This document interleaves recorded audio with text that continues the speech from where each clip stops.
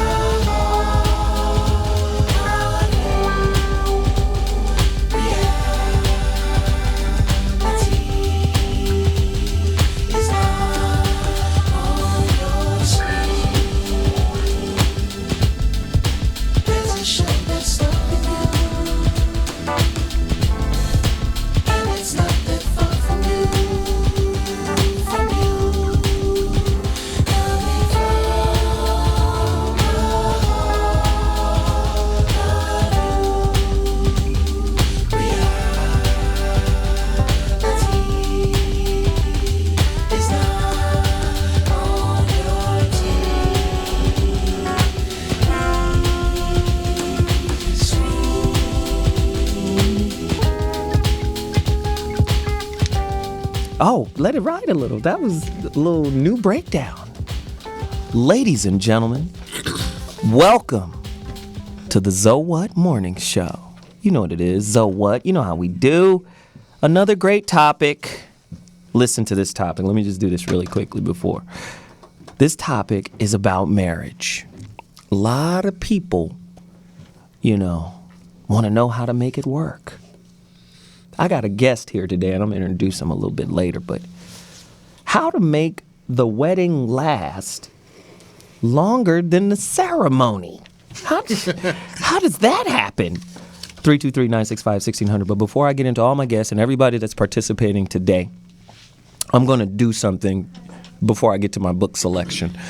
Billionaire PA is in the building. And he's got something very, very special happening. What is happening, Billionaire? I got to stop everything for Billionaire PA. This guy's Mr. Inspirational. Tell me what's going on, bro. Oh, man. Thank you for having me. First and foremost, man, I really appreciate what you guys are doing over here.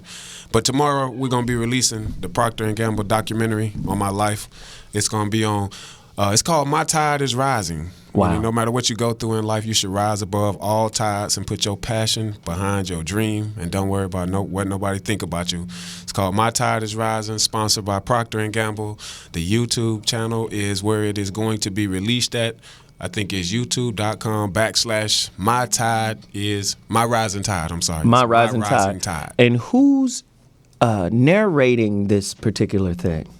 It's actually narrated by myself. I narrate the entire documentary. I just give you a reason for why I created the brand. It wasn't just to sell clothes. It was about inspiring you that if you are listening to stand up, man, speak your dreams into existence. And a lot of the dreams that I wrote in my car when I was sleeping 10 years ago, man, are really coming true. Wow. I'm very proud of that. And, the main thing is just to stay focused, continue to execute, and show people that you can't just run your mouth, but success is measured by results. Wow.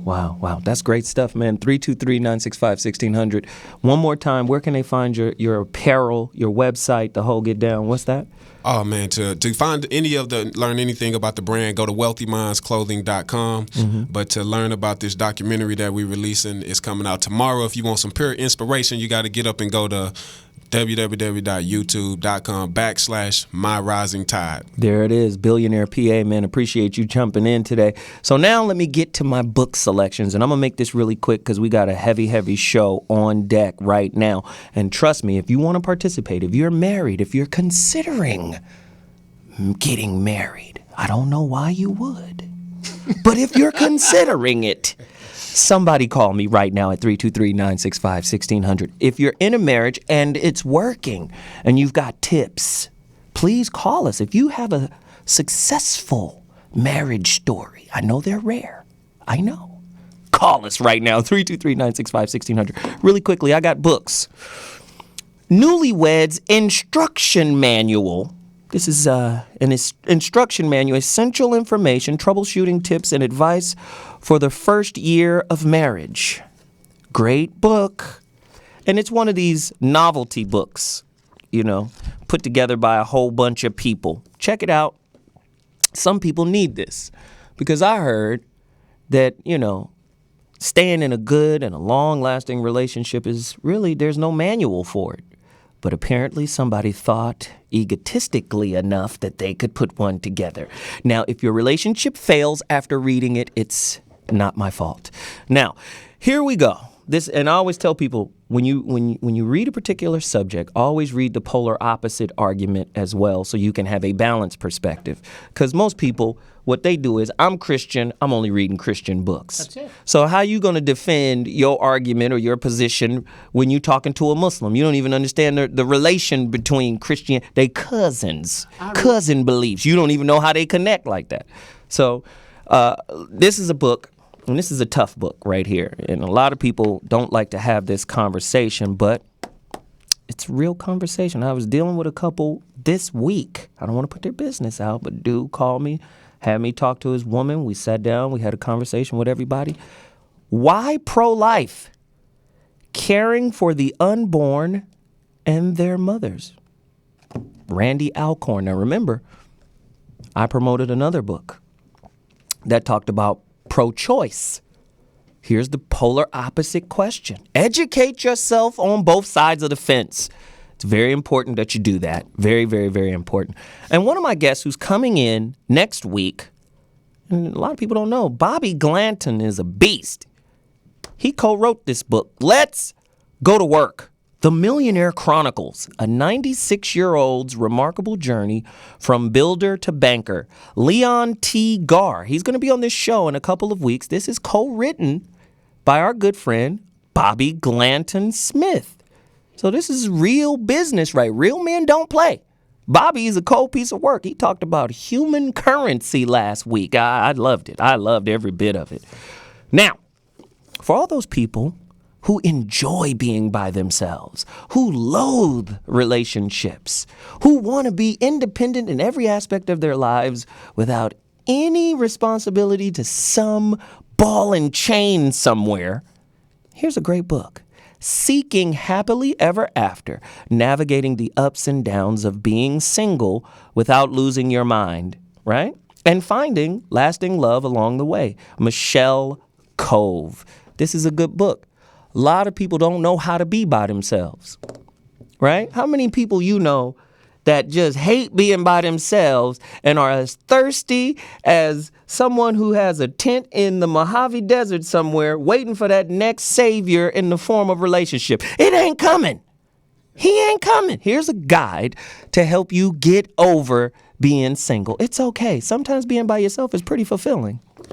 Now, another book, because a lot of people have been asking me about this. I did a show on this on the Foxhole a few years ago, and this is a good book to get you started. A lot of people, how can you be in a relationship with somebody in jail?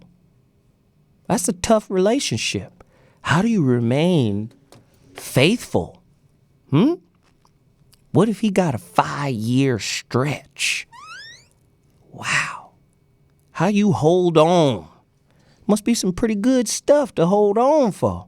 And how you know he faithful in jail? You know, a lot of people gay for the stay. I'm just saying. I'm just for the stay, and then when I get out, I'm good. No. This is a great book, though. Prisoner of Love, a guide for anyone wanting to cultivate, maintain, and strengthen relationships with loved ones during times of incarceration by T.K. Cyan Brock. She talks about how to do it. Even though on the show, she did tell us that she cheated on the dude while he was down, It's cold. It's a cold situation. Great book. Read it. And again, if there's anybody out there who wants to get a copy of my book, all you have to do is email me. That's all you got to do. My email address is 2319zo1. Zoe doesn't have an E on it. That's Zoe. Zoe is Greek for life. And typically, girls are named Zoe. Zoe is short for Zoser, Z-O-S-E-R. So 2319zo1@gmail.com. This is how you get my book. And another one of my guests who's in the building right now, I'm going to do his first book. We'll go to his other books when we introduce him. The Blueprint for Greatness, Inspiration 52. Direct poetic messages that will enrich, enhance, and empower you to achieve success in business, school, and life.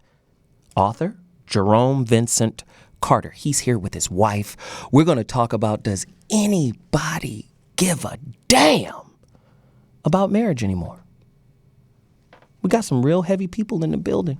When I come back, we're going to introduce everybody and go in. Zoe Williams, Zoe What Morning Show in the building. We'll be back in 2.2. Get ready. We about to take off. I'll holler in a second. Are you a diabetic? Need some energy?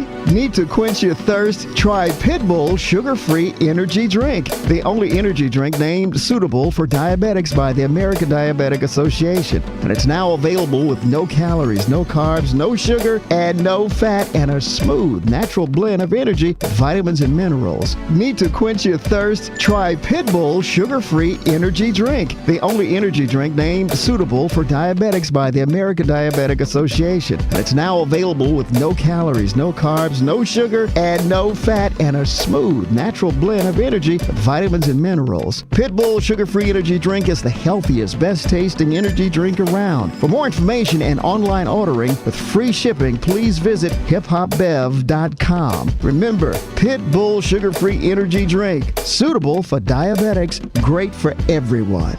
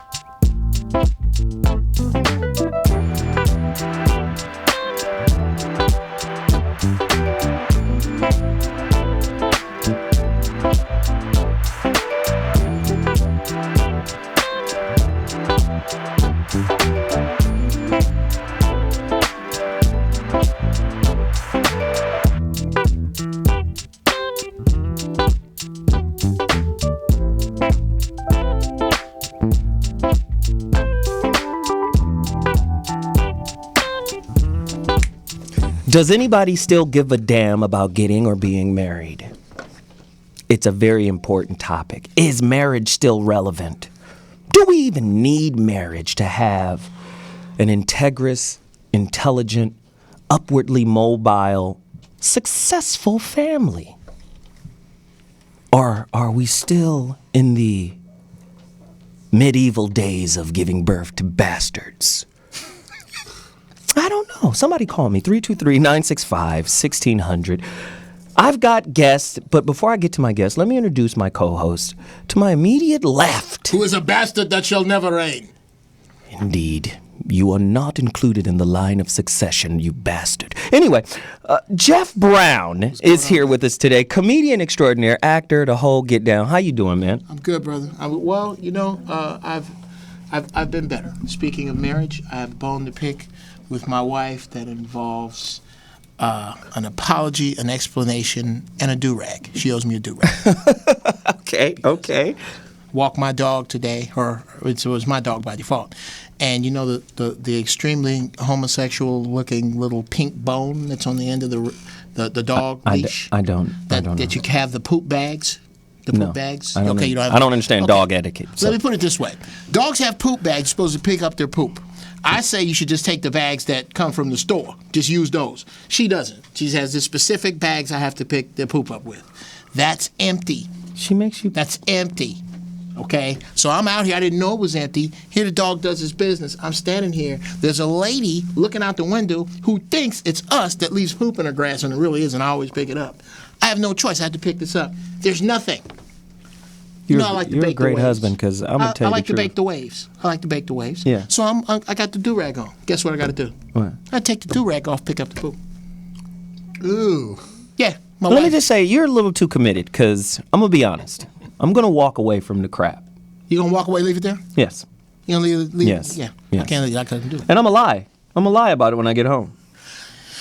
Baby, you can't believe it. You ain't gonna believe what I almost stepped in today. I'm just going to say the dog didn't do anything. Wow. I'm going to have to take him out a little later. Next to Geoff Brown, of course, is none other than legendary deep sea diver, intellectual excavation. No, I'm just kidding. It's none other than Dr. Mark Goulston. Welcome back to the show, Mark. How you doing, brother? Well, I'm glad to be here to bring a little color to the show. Oh, Jesus. How can flour bring color to the cake? Shit. Right? I don't know. That's hilarious. I love to represent the minority here. Thank you. He's a minority. This is great. Awesome. Actually. Now, our special guests. I already talked about his book, right? He's got some other things here, and I brought him here on purpose because I created a title for him, and he immediately stole it. But I like his whole vibe, his whole energy, and I thought it was excellent. You know, I was listening to him, and I said, "Hey, man, you're the marriage architect." He said, "Exactly. That's who I am." Jerome Vincent Carter, along with his wife. Please introduce your wife, Jerome. Thank you, Brother Zoe. Thank you for having me. Jerome Vincent Carter here, and I'm with my wife, Tracy Taylor Carter. Wow. They're going to talk to us about how to build a marriage. Absolutely. And I think it's important, right? Because when I say build a marriage, I'm not talking about the social agreement, the construct. I'm talking about how do you build a relationship that's lasting, that's meaningful, that's purposeful. We also have someone else in the building. Very interesting person here. Jasmine Diaz. She's a celebrity matchmaker at Sean McKenzie Agent, the Sean McKenzie Agency. I almost didn't accept her friendship on Twitter because I was like, Sean McKenzie? Oh, no. You're going to have to talk to my manager. I don't even know who you are. And then I read a little further. It said black matchmaker, celebrity matchmaker. She's awesome. She's in the building, married 11 years. Wow. Thank you. Uh-oh, we got what's up. some people here to defend themselves because I'm going to be on the attack. I'm going to come from the devil's advocate angle. I'm here to destroy marriage. You're here to defend it. Now, Geoff Brown is married. Mm-hmm. Dr. Mark Goulston is married. I'm surrounded by those who are in love's prison. 323-965-1600 is the topic. That's what we're doing. Jasmine Diaz is in the building. We're going to have a great time. So let's get busy into my questions. Y'all think about these questions. And as the listeners are thinking about it, I want you guys to call us. Just because we're married, does that mean you have the right to incentivize our sex life? Wow. I want you to marinate. Good one. You take out the trash, you get a little nookie. Good one. You asking me? Get my car cleaned, little sucky. Wow. Now, if things is not done the way I see, you cut off. Is there a such thing as yogurt box estrangement? I got a great follow. I'm just asking. How can being on this, listen to this, how can being on the same page ideologically while having matched sex drives, how can that drive a couple into a sexless marriage? In other words, you might be on the same page ideologically, i.e., you believe the same beliefs, you got the same whatever, but you got mismatched sex drives. She might think, hey, 3 times a week is too much. You might think 3 times a week is just getting started. Don't that lead to, I ain't getting enough? I might have to go down to the 35er and pick up some extras. The 35er? I'm just saying, 323-965-1600. It's hilarious. Now, this is real stuff. I mean, a lot of people, because people are always in flux, should marriage contracts be set up like pro athlete deals? Yes. We gonna marry, but we're gonna agree to be married for 4 years. This is a 4-year deal, and the 5th year is optional. Renegotiate. We get to renegotiate after 5 years. What about that? I'll do another 4, but your mother-in-law can't. She can't come with us. She can't come over. True or false? In today's fast food culture, is the vow of forever, till death do us part, a realistic expectations for intimate relationships and marriage? Forever? Forever? Ever? Really? Forever? Ever? I don't even know who I'm going to be in 30 minutes, let alone 5 years from now. Then you shouldn't be married if you don't know who you're going to be in 30 minutes. Most people don't know. Most people don't even know that they're changing and growing. Most people are unaware. I'm just saying. A little money changes, don't it? Get a little piece of change. Get married while you broke, and then get rich. See what happened. You somebody else. Money done turned you into a whole nother kind of monster. Another dude. Right. You understand? 323-965-1600. Somebody call me and let me know what you think about these questions. Participate, because I have something very... Well, let me do this. Is marriage supposed to be the ultimate and unbreakable relationship treaty, agreement, and contract? Because it deals with love. Is it supposed to be something that is unbreakable, that lasts forever? I'm telling you, this forever thing has got a lot of people on Facebook and Twitter going crazy. How many couples do you know right now whose marriage, listen to this, Jerome, whose marriage was over the night right after the wedding was done? Right after the ceremony. Oh, Jesus. This was the best day of our life. How is it that most people believe that that day is the best day and all the subsequent days seem to get worse and worse and worse? How does that happen? That happened to me. I'm just saying. And here's a great question for everybody on the line, everybody. Who is really marriage material? What does that mean? 323-965-1600. Let's get into the guests. Come on now. Let's go. Geoff Brown? Okay. Can we go back up to favor cooter? Yeah, let's go into cooter favor. Okay, favor cooter. Yeah. That's just what I like to call it. Okay. Call it arrogance. Call it in touch with self, whatever you want. The last thing I want is favor sex. If you want to do me a favor, wash my truck. I want you to want me back. If you don't, let's figure out why you don't want me back.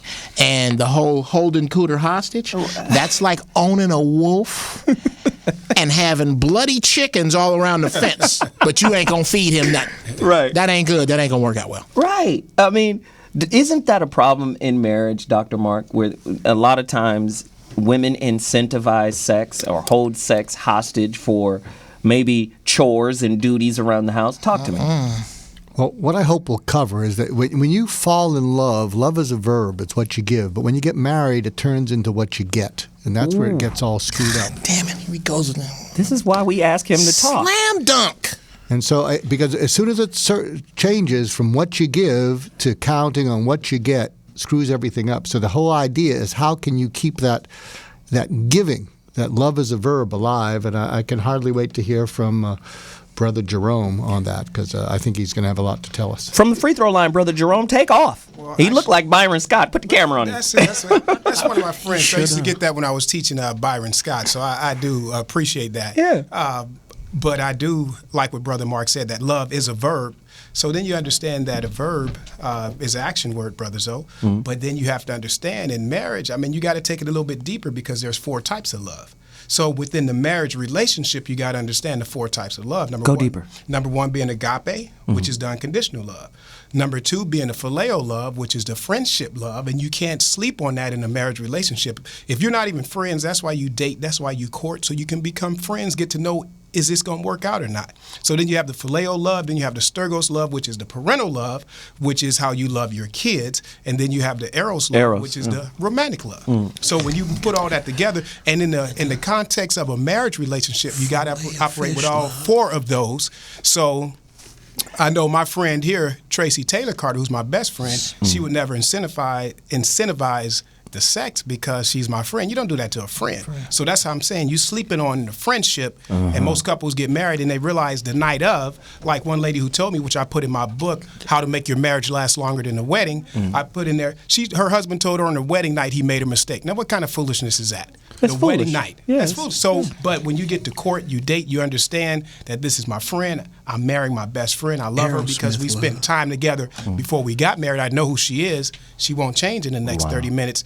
Then you off to a good start. Yeah, and you put all that love into action. That's good stuff. Jasmine Diaz, our black celebrity matchmaker. Hello. Go deeper 11 years in. You know, I actually was thinking about the question that you posed earlier, which was in relation to whether the relationship lasts beyond the wedding. And I think that a lot of times when people get married, the relationship actually ended before they got married, but they just maybe perhaps didn't know how to break it off, and then they got married and then things fell apart. Right. So I think that happens for a lot of people. A lot of people don't know how to have a healthy relationship before they get married, and then they bring all that drama and BS into the relationship, thinking that, okay, once I have the ring, once I get together, it'll just work its way out. But it's much further from the truth. I'm so with you right now. Yeah. So can I interject too?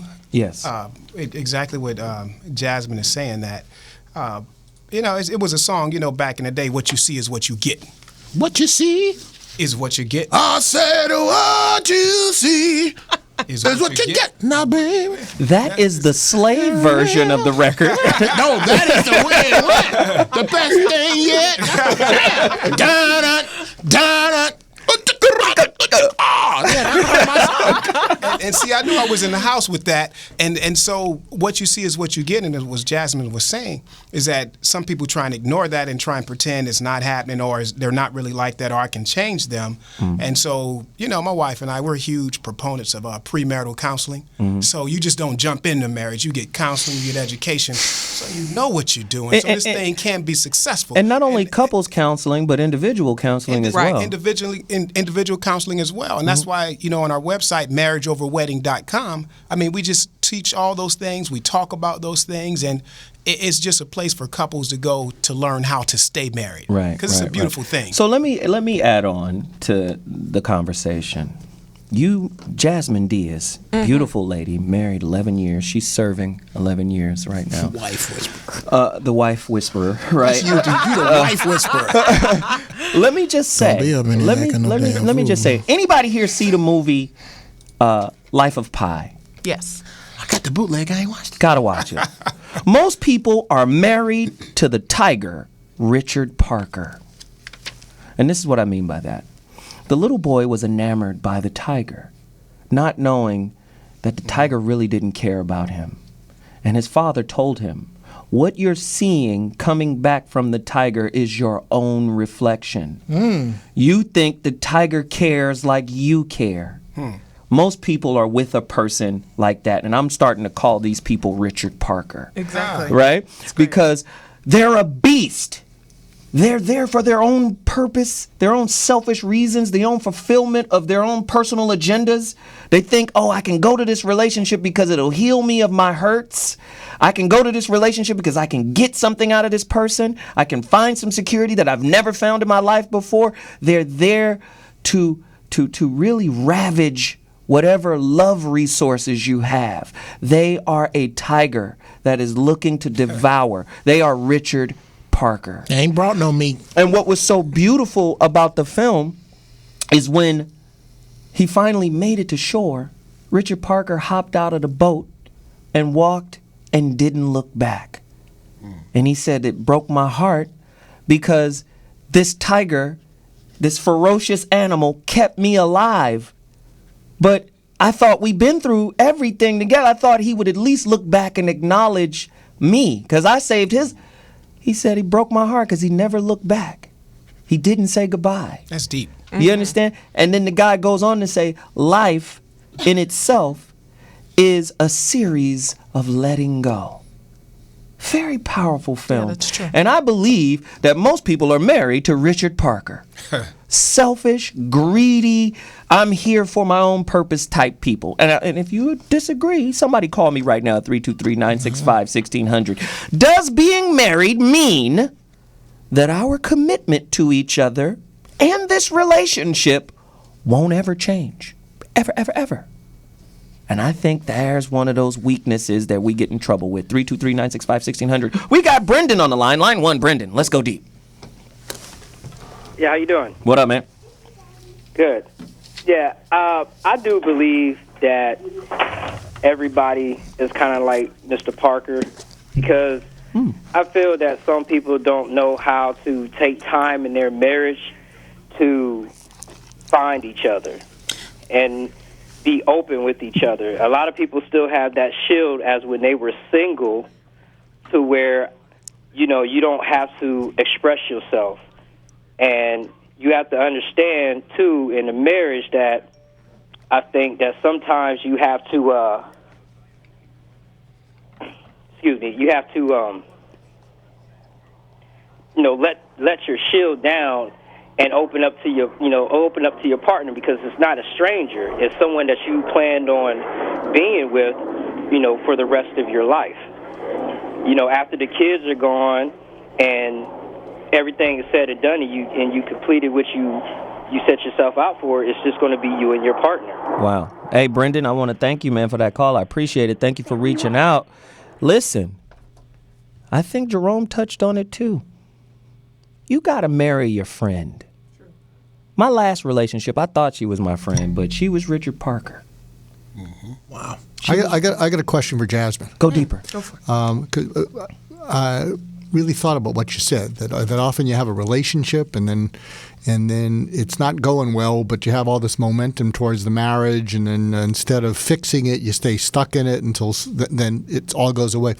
Do you think that sometimes what happens is early in a relationship, we men want to feel idolized and adored, and then what happens is our fiance starts to get focused on planning the wedding.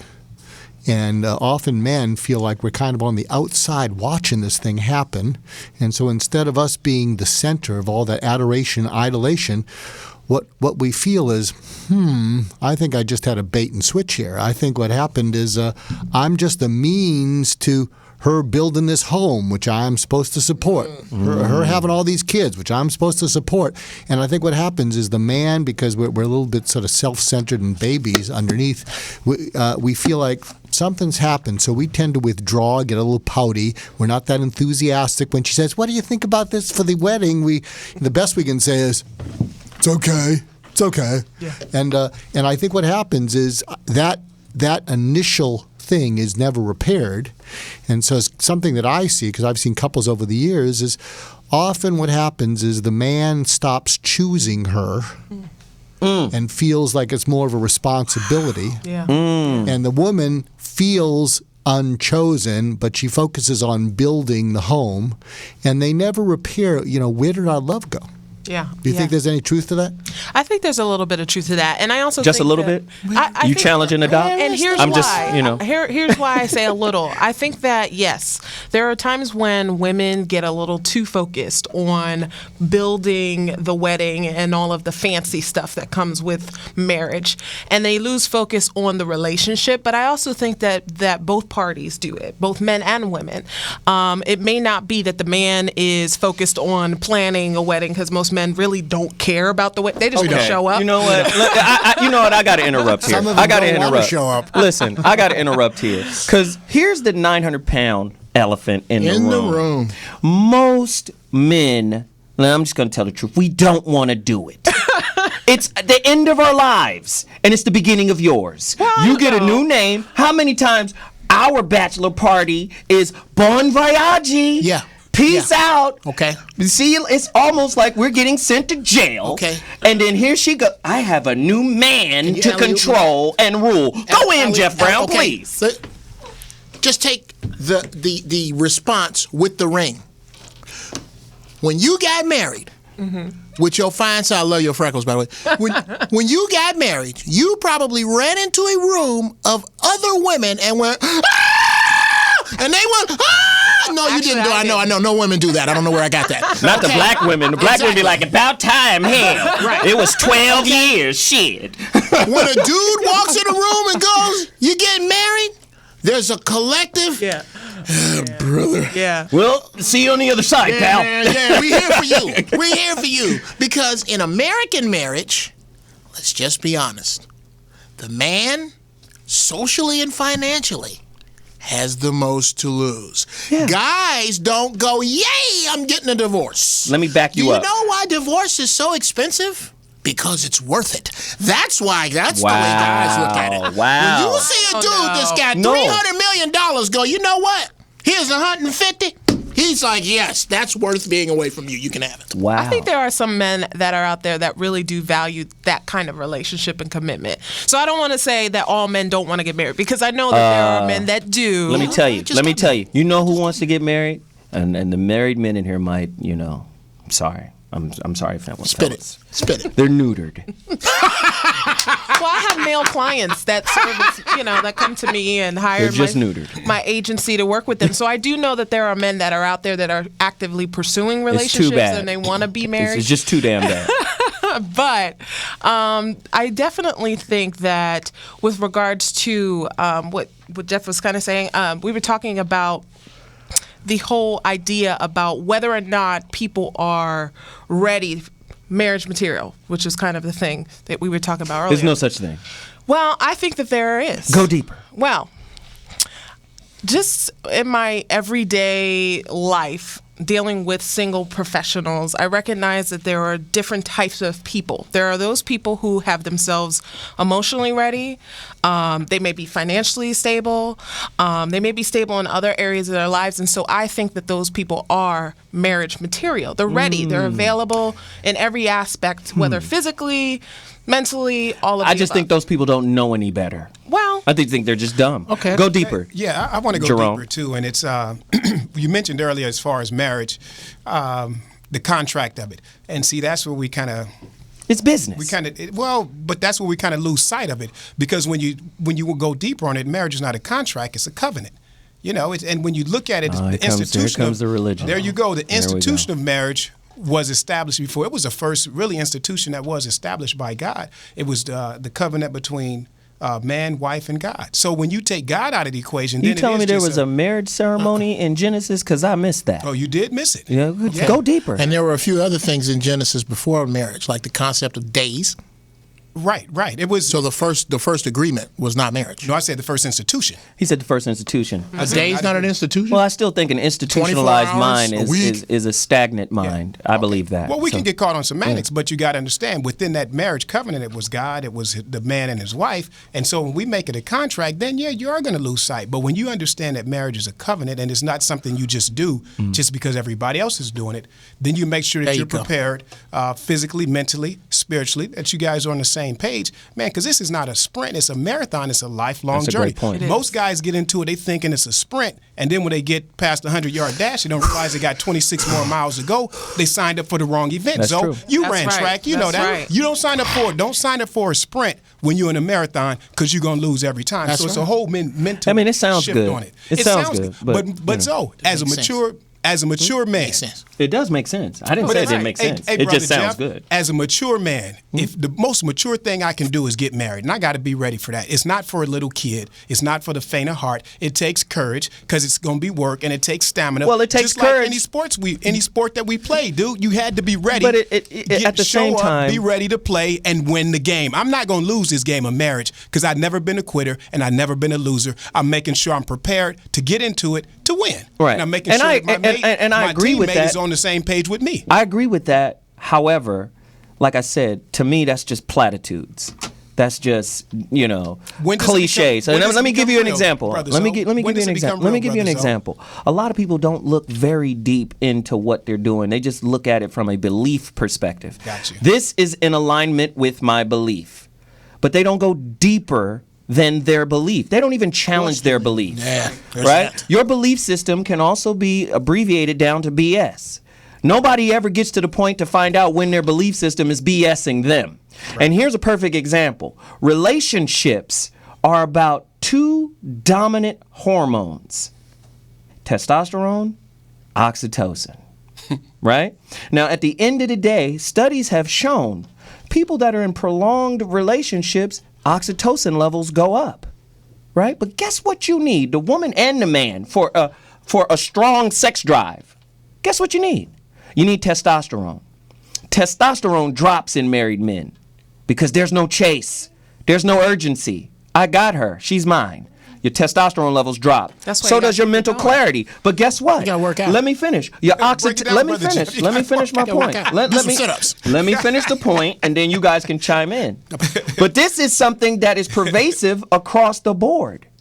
First off, lowered testosterone levels, yeah, you can work out. Lowered testosterone levels also lead to cheating because that's where men find a testosterone spike.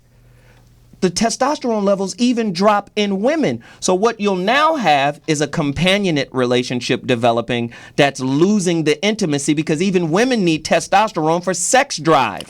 This is why statistically, just listen. I'm on it, Brother Jeff. I want you guys to participate. I'm setting you up. Just be a little patient. I'm with you. This is why statistically in America, there are over 40 million sexless marriages. Yeah, you bonded, but you lost that spark. You lost that intimate spark because you guys are too damn close. How about that? Go in, Jeff Brown. With regard to the spark, I agree that it's gone. Your shit is new though, right? I don't think it. No, I've been with my girl for 4 years before we got married. That's still new. Go okay. ahead. Well, everything is the earth is basically new. It's a matter of perspective. With regard to spark, Y'all don't think he funny? I do. spark. We agree that the spark is gone. You say that it is lost. I say that it was not cultivated. Okay. Break it down, Brother Jeff. Break it down to me. I don't have to cultivate a damn thing with a girl I find across from me because I don't know nothing about that heifer. She out here looking as good as she trying to look, sounding as good as she trying to sound. In order for me to stay attractive and attracted to my wife is work. There's a word I like to use. I can't use today. Yes. But if you want your mate to screw only you have a responsibility to stay screwable. Now, yes. With regard to that, when I look at my wife, I don't just take to bed the fact that she find my chick bad. Not just the fact that she is fine. She is my best friend. We are extremely close, but we go out of our way because of other relationships we have been in to look at the relationship as an entity outside of us, like a plant that we must both water and feed. True. And if either one of us doesn't do that, this plant will die. Right. Dr. Mark Goulston. This is a slight tangent, but hopefully will be relevant. That's fine. We need whiteness right now. Whitey Lock speaks. Whitey Lock speaks. There's a saying out in the business world: is your success is often determined by what you say no to. Ooh. And I'm thinking about relationships. Here's an exercise of a relationship you should say no to, and I'd be interested, Jasmine, what you think about this, and Jeremy, what you think. I think if you are in a relationship and it starts to feel bad, it doesn't feel right, I think if you ask the other person 2 questions, do you notice the relationship kind of feels different, sort of in a negative way? Hopefully they'll say yes. And here's the killer question. What do you think is your contribution to it going that way? Because I think once you turn the corner into victimhood, it is dead. Oh yeah. Damn. And what you really want is 2 people who will say, I think I contributed to like this. This is what my expectation was, blah, blah, blah, blah, blah. I can't deal with discipline. I don't know what it is. But as soon as people turn the corner and they are victims, I think it's a non-starter. And that is coming from the white reverend of the Church of Accountability. Yeah. Right. That's how they teach in that white church. But ask yourself a question. How often in America, whether you have a married couple or not, how often do you find accountable people there? And see, I love what Mark said, because accountability is huge. But then also what Geoff said, you got to cultivate the relationship. Let me break it down for us personally, because we wrote our book, How to Make Your Marriage Last Longer Than a Wedding, because we've been married 26 years, and we've cultivated our relationship for 26 years. Right. Okay? We have our date night. We take our quarterly getaways where we leave the kids, and she and I, we just go get together, go hang out, get us a hotel, whether it's across the street. Me and my baby, we get across the street, and we hang out without the kids, without the interference. We do that every quarter of the year for 26 years. We've attended marriage seminars. Every year we've attended a marriage seminar or marriage retreat. Our couples get together just to keep everything in perspective. You gotta cultivate what you're doing. So that's a great point. That's a great point, Jerome. This is what I'm gonna do. We're gonna take a quick break, but when I come back, I know y'all been to hell. Good relationships go to hell and find a way back. They do. Let's talk. Do you understand? See, we need to talk about going to hell. Because everybody can give us, and you work, and then you have each other's back, and everybody can give us the cornball. I want to know the dirt and how y'all got out the dirt. Because most people quit. Yeah. Am I In the lying? dirt. Is it not easier to quit? When you get to hell, I got to take this break. You can't answer. Tell him, Geoff, you cultivate the dirt. That's what I'm saying. Hold on. Can I set you up? You don't even want me to set you up. Byron Scott is crazy. We got to do something about Byron Scott. Byron, you can't play during the timeout. Damn, Byron. Byron playing the timeout. They done blew the horn. It's halftime. When we come back, callers, I'm coming to the callers because Byron Scott he's wayward. He's wayward. Yeah. We'll be back at 2.2.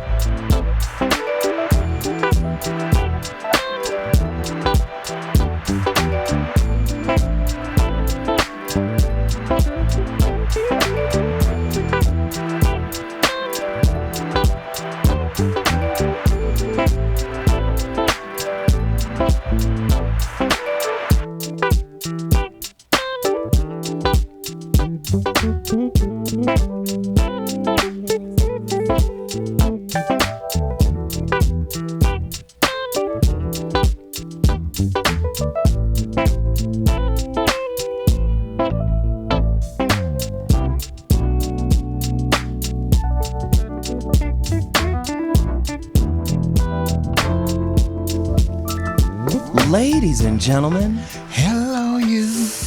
woo, Hello, me.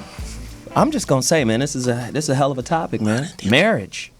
Does marriage look more like a corporation, a business deal right now than it does? See, I'm just saying, I believe that all relationship is a spiritual school.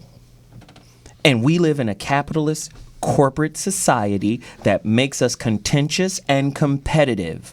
So when we enter a business deal like marriage. It's always business that precedes the spiritual stuff. The spiritual stuff seems to be more subtle, right? Like I said, most people don't look deep into that dance between oxytocin and testosterone, and then they wonder, why is the spark gone? Why is the intimacy gone? I mean, we can't sit here and say, oh, marriage is great, marriage is great. No, it's not. We're close to 60% divorce rate. That means something. Most marriages in America end in the second year. That's the highest number of divorce happens in the second year. Then we look at the currency level, money. Well, if you got a little bit more money, your marriage lasts a little longer. Why? Because leisure. You got time to pay for stuff and vacation and hang and chill and bond. But as you bond, you get more familiar with who you don't like. Let's just, am I lying? 323-965-1600. Somebody call me right now and let me know. That's the importance of time apart. Most people ain't trying to get that. Well, let's go to the callers. Jesus. Soul Wonder, you're back. Yes. Talk to us, Soul Wonder. Yes. What's up? Yes, sir. What's going on, Brother Zoe? I'm chilling, man. Cousin Geoff. What's up, Soul Wonder? Yes, sir. Dr. Goulston and the other guests. I have been married. I've been with my wife now going on 10 years. My daughter's about to be 9. It's about to be 10. And I love her to death and everything, but as far as like our sex life, it's nowhere near like it used to be, and it's due to certain things. We got 4 daughters we're raising. My wife has a full-time job. I have a part-time job and school, and I do music. You know, we got all these things going on. So it's all the stuff I agree with y'all saying, but there's other factors too, like health. I have diabetes, which that connects as ED, right? Exactly. How you eating? How you eating, bruh? Yeah, well, go. I'm getting better. There you go. And I bet your diabetes get better. Are you a vegan? A vegetarian? I was about to say, go raw. Go raw. I don't mean go raw in your wife, even though you have the right to do so. But I'm saying go raw food. Raw food. That's food your problem. wise. How often do you exercise? I mean, what's your exercise been over the last 10 years since you've been married? Normally, my problem is the eating. But normally, I'm a gym rat. I go to the gym 3-4 times a day, and I play basketball 3-4 times a week. That ain't gonna help if you got a gravy IV with you. You're gonna die faster messing around like that. That ain't gonna help if you got a biscuit on the ball. Ever since these ED problems, and they put me on, and then Viagra don't work for me, so I've been making a more conscious effort to do that. You know, but my point is that, you know, it's got these other factors. Money is also factors. Soul Wonder. Soul Wonder, yes, can I cut you off for 1 second and ask you a question? Yes, sir. Now that you've, publicly let us know that you're not fulfilling your wife sexually, does she... Hold on, pimp. No, I'm finna throw him under the bus here. Just let me do it. Go ahead. Now that you've revealed that, does she get a pass to go get fulfilled somewhere else? Go deeper. No. If I get she give me a pass, and she ain't doing that. So hell to the no. And guess what? As long as my tongue works, I'm good. No, some women need an insert of man meat. Yes, and what you gonna do with your pass? You can't mess around no pass. So Wonder. So Wonder, stop eating pork. Leave chitlins alone. Leave ham alone. Right. Drink alkaline water. Get you some bee pollen and royal jelly, and your dang will be so hard a cat can't scratch it. Now I'm trying to.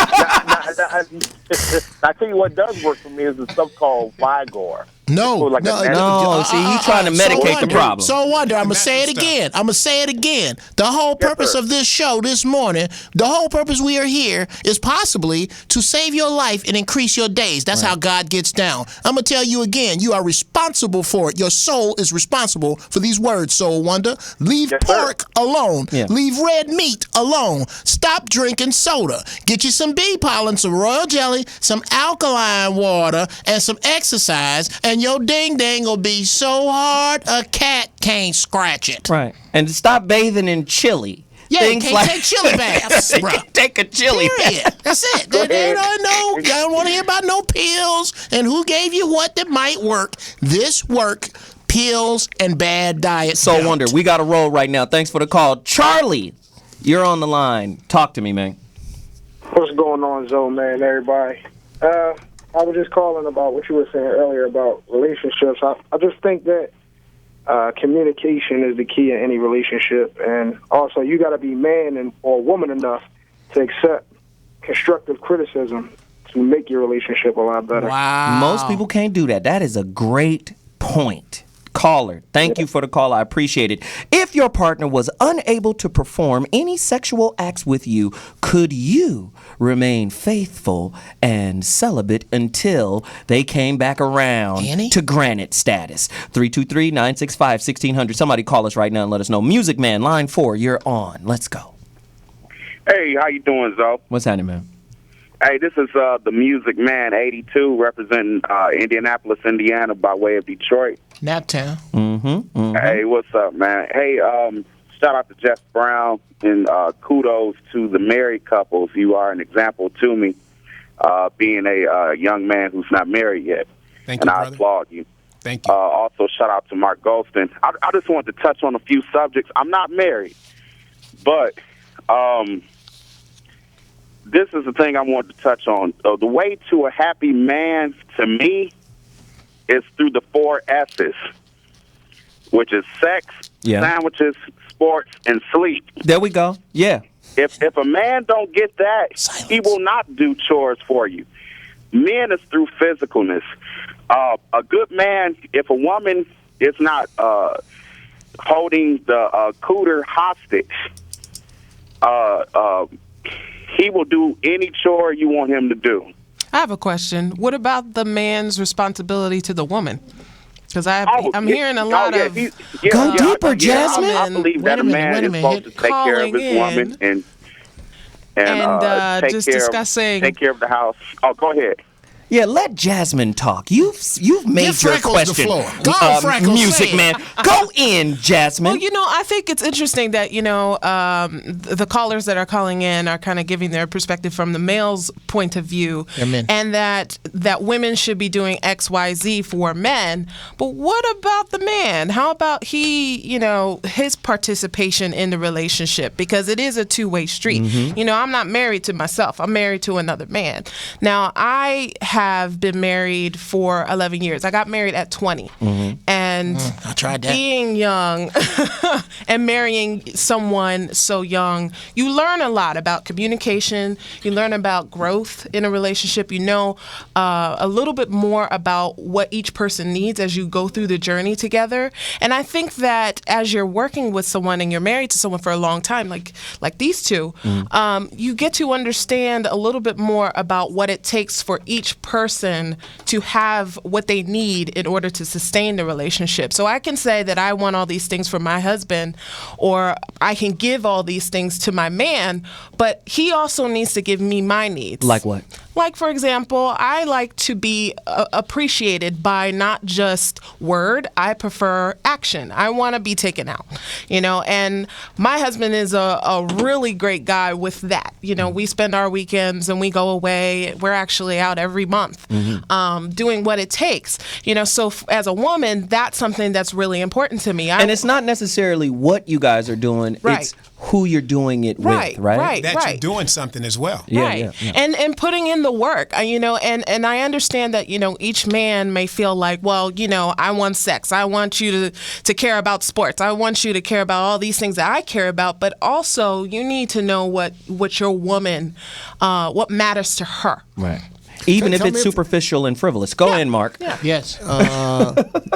Another tangent. Hope it's relevant. Do you think that a lot of women want to focus on building a future together, and it scares the heck out of man because it feels like too much responsibility? And so what happens is often a man will promise the future to a woman to win her over, and then when she tries to collect on that future, so when are we going to do those things? He said, "Hey, stop pressuring me." But I think a lot of women, they say, there's a natural thing. I want to build a home. I want to build a nest. And it's not even greed. I think it's a desire. And that's part of estrogen, not oxytocin. That's the wanting to build a nest. And I think what happens is a lot of men, to court a woman, they will promise those things, and then when the woman says, those things you kind of said when we were dating, it's been about 6 years. It was a lie. When's the first thing going to happen? And then the man says, "Stop pressuring me," Right. and it's almost like I've gotten all the milk. There's a saying that men want to keep women the way they found them, and women are always trying to change men for the better. See, I think that's where you get into a little bit of trouble. I believe that, you can't change anybody. And I think if you understand that in a relationship, you're so much better off than thinking, okay, well, here's this man. He might be broken or he's on his way up, so to speak. I can fix him or I can mold him into this person, when in reality, if he doesn't want to be any better, then obviously he's not going to take Jasmine, the you are saying you're saying something What very, you see very is powerful. what you get. She is saying something very powerful. She's She's saying something very powerful, and I think we have to pause a moment to really absorb that. Because what she's talking about is the way of acceptance. And we've said this many times on this show before. Women need to stop dating potential and their ideas and their agenda. If you're not connected with the authentic person, you're dating a concept. You're married to a belief. And my point is, this, to me, don't invest in my future. You're married to a heart. Invest in me. Yeah. Because when you connect to me, then you're not surprised by anything. Because you know who and what I am. And this is why I tell women, stop putting behavior over intention. Because intention is connected to intuition. See, you can connect to a dude's intuition or intention by being intuitive, by saying, I know what you're doing, but I feel that it's not genuine. I feel how you're doing it. Listen, I feel how you're doing it. And most women are connected intuitively, but what happens is they ignore that until they don't get what they want. That's because they're dating an idea, a concept, a belief. And when I see those type of women, because I had to learn, those are Richard Parkers. Those are animals. And sometimes people get caught up in the dream. They get caught up in the idea of having the fence, the house, the car, the babies, the everything. And so when that happens, they get, the relationship gets lost. Go ahead, Geoff. Wow. Okay. Back to women's intuition. I refuse to believe that there is a man or a group of men who are these super smooth, super slick, super faking out cats that are Geoff. getting around the thing that God gave you that no man has, which is your intuition. What it is that y'all know how to, for whatever reason, the way he looked, the way he put it down, 26 is on his truck. Right. For whatever reason, y'all know how to turn around and turn that switch off. And it ain't off. Right. They just push it in the back. It ain't off. They put it on mute. They put it in. Girl, you know he ain't nothing. His mama told you You he ain't shut nothing. your damn mouth. His sister told you he got ain't money. Nothing. And now all of a sudden he ain't nothing until he riding around with other girls in your car. Right. And I dispute that every time I hear, when I hear girls talk about, I got 2 babies with this dude before I figure out what he wasn't. No, you didn't. You knew what he was. You knew. You knew Geoff, what he we was. sang the song earlier. What you see is what you get. I'm a firm believer that there are no surprises. I tell my wife all the time. I mean, we're pretty unique, my wife and I. I mean, I met her in. Can we hear from her, Byron? We no, can. no. You see that other hand? That other hand, you don't see it. That's the camp hand. He got the camp hand. Jesus. I promoted a husband and wife team. He just dominated the whole get down. That's how they been together that long. Jesus. Right. Happens that way. Jerome Stacey, is the talker in our relationship. I'm more of the, I'm more of the brains as far as that's what's up. Giving him insight and so forth. We work together. Okay? Wow. We work together. I got one there. No, you know what's so beautiful about her energy? We talk about this on the show. And I always tell women, you are the power source. And I do the battery metaphor. You're the power source. Okay? And let me finish, Doc, and then I'll come to you. You like to cut people off, and I don't appreciate it. You wrote a book about listening. No, Jesus. Just Jesus. It's not right. No, but I always tell people, I give this metaphor, and I talk about how in the battery, all of the energy, all of the power is on the feminine negative side. When they say negative, they really mean neutral, right? That's where all the power is. The masculine side of the battery directs the energy. And all that says is, Where there's a great man with a great woman behind him, her belief in him manifests the ideas. He could get with a bunch of other men and it won't happen because we're too busy competing with each other and nobody's the leader because I'm the leader. Woman comes in and supports through belief. And she's the type of, just trust me, the right one. She's the type of person that can see the idea and go, okay, this is a little out of alignment. Let me show you how to get this back over here. Wait a minute, you missed this step right here. And next thing you know, you see your whole vision coming together because she put the power of belief and organization in it. Dr. Mark. And wait, Dr. Mark, and then you. Okay, thank you. I think what we're watching on this side of the studio, the two of your relationship, I think this is real special. And you tell me whether it's true. I think the magic between the two of you is, Jerome, you respect her and she admires you. Wow. And you both accept each other, but respect and admiration are not the same. But as I'm looking at the two of you, that's what I see is you really respect her, that she's got both your backs, and she'll stand up for that, and you respect that. And I could see that she admires you greatly, and so there's this great sense of appreciation, but it's not exactly appreciating each other for the same thing. But does any of that fit what I just said? That fits absolutely, Mark, and we've always been a team, and Tracy's right. I have a lot of ideas. Tracy's the dot the I's and cross the T's. See? And I love that. And Brother Zoe, you said it. But then look at this. I want to comment on what Brother Geoff said. Now, I met Tracy in the 8th grade. I didn't say we dated in the 8th grade. I said I met her in the 8th grade in English class. I mean, who dates in 8th grade? Y'all were together. You know how it works. You check the box. Hi, Tracy. Right here. I'm going to be your husband. Just do your homework and everything will go. But then we did start dating in the 10th grade. And we were just driving the other day, and I told her this. It's a lot of pretty girls. We grew up in L.A., and so dime a dozen. A lot of pretty girls. But I knew I was looking for attitude. So, Geoff, just like the woman knows and she can turn it off, the man knows what he's looking for. Absolutely. And he tries to turn it off because she looks fine or she's this, that. No, she got a stank attitude. No, she ain't right, but she's going to be my girl. I told her. I bypassed a lot of girls because the attitude, because something I saw that wasn't for me. But with Tracy, I'm like, this is a cool young lady. This can be my girl. And that's when we started dating. We dated. So we dated. saw peace, bro. Exactly. And that's what you want. Saw peace. But see, I didn't ignore it. I didn't ignore it so I can get up. Yes. When you get grown. Yeah, that's what I'm about to say. When you get grown. That's good. But see, that's a grown man thing. I will take some peace over a piece any day. Thank you. It was a time. It was a time when my penis was in charge. Right. Okay. I would drive over there, Jeff, to San Diego in the rain with no windshield to get some cooter. Right. Now that I'm grown, oh my God. With no windshield. Cooter and silence. Cooter and silence and solace. That's what that's real man talk. The analogy I like to make, and anybody who knows me knows it, I'm a runaway freight train. I mean, all the time, runaway freight train. My wife is too smart to get out on the tracks. She don't do this.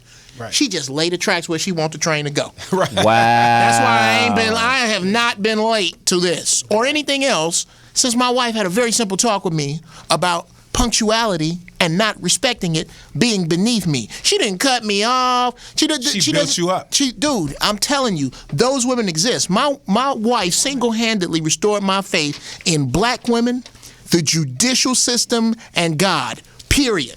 You thought they was all against you at one point. Yes, sir. When you get well, actually, one of them still is. When you get the right woman in the right place and you look for the right things, that's who you're supposed to marry. And those are principles that we put as Zoe called us, the marriage architect. And in our book, How to Make Your Marriage Last Longer Than the Wedding.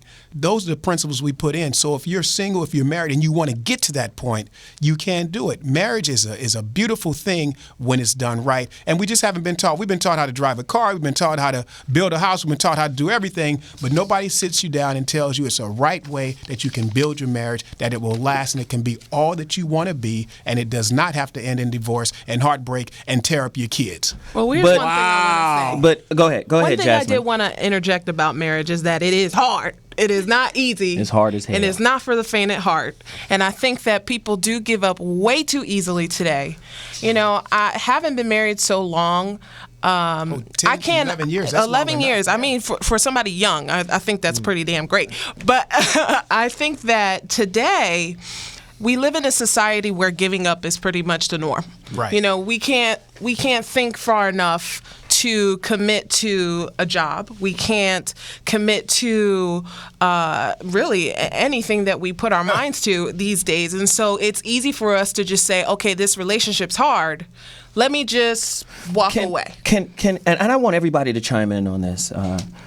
Geoff, Jerome, Doc, Jasmine. We want Tracy Stacey, to chime in Tracy. first. Tracy. I want everybody to Tracy chime in gonna on this chime in because first. this is very, very, very important for me to get this message out. Because when you say hard, let's go into hard. Is hard conflict? Is hard difficulty? Is it fighting? Is it all of the things? Is it enmity between the couple? Whatever the challenge is, what is hard? And from my understanding, where there's true love, love is the elephant for Hannibal to get over the mountain. Do you understand? Love is Hannibal's elephant, and that mountain is the challenge, and that's the difficulty of relationship. My question is, how do we get through that? And for me, and I'm gonna give it to the Doc, then Tracy. For me, I think that is the hallmark of a great relationship, one that is resilient, one that has the resources to pull back into some intangible love fountain where you can go, oh no, we got this love, and this is what we're going to use as provisions to get us through this challenge. Doc, how do we do it? I think what's the hardest thing, and sorry if this is going to sound like psychobabble, but I'm kind of a psychology type. I think, what happens is we perceive something to be something, and then we believe it, and then we act. And the toughest thing is to stop yourself after you perceive and say, might I be wrong?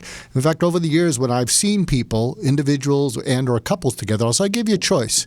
I can give you a really ugly diagnosis, the bipolar, tripolar, unipolar, whatever, personality disorder. I can give you all that stuff, and you'll be in treatment for years. Or maybe you're just wrong. What's your choice? Maybe you're just wrong. Everyone's wrong. And what it is I think what's tough is that when we perceive the world to be a certain way, we suddenly believe it, and then we act on it. Something that like a self-fulfilling prophecy. Yeah, something that Einstein said. He said the most important decision you can ever make in life is when you're young and you decide whether the world is friendly or unfriendly. Right. For you or against you, Jasmine? Well, I think that what's really important is understanding how people grow in a relationship and recognizing that as you grow, that together you have to make adjustments to the relationship. I mean, how you start isn't necessarily how you'll likely end. So that progress is a really important thing, the communication and constantly talking to each other, but also checking yourself. Because I know with how I started when I got married at 20, I was a wreck. I was throwing things when I was getting angry, and now I've learned to communicate better. I've learned to be a lot more patient. I've learned a lot of things, but that took me doing my own work and recognizing that it was something that I needed to do to make my relationship better. Back to the religion of accountability. Yes, indeed. Which is not widely practiced amongst women. Yeah. Go deeper. Accountability is I think just a natural part of being in a relationship, and it takes two people saying, you know what, I am flawed. There are things about me that are not perfect, and there are things about me that I need to work on to make me a better mate. And that takes time, and it takes a lot of honesty to get there. Wow. Go ahead, Tracy. I can see you around the corner. Go ahead, Tracy. So what I see a lot in relationships these days is competition. Wow. Go in. Please go in. That will definitely give you conflict in your relationship. I'm better than you. I look better than you. I can do this better than you. I can run faster than you. I can cook better than you. My family's better than your family. Exactly. Right. My family's wonderful, and yours is just a bunch of fools. Right. And it's like, how in the world can you be on the same team and then be in competition with each other? Wow. That's opposite of each other. True. Wow. You should be on the same team. It should be us against our families if you want to do that. Right. And do you guys have a fence outside your relationship that borders the relationship? Like just imagine a big ass yard, right? That the family and all them is on the outside of the fence. And you establish that right in the beginning of your relationship. Yeah. It's not a matter of we're going to always go over your mom's house. We're going to always go over your family's house. Your family's going to come over here. Right.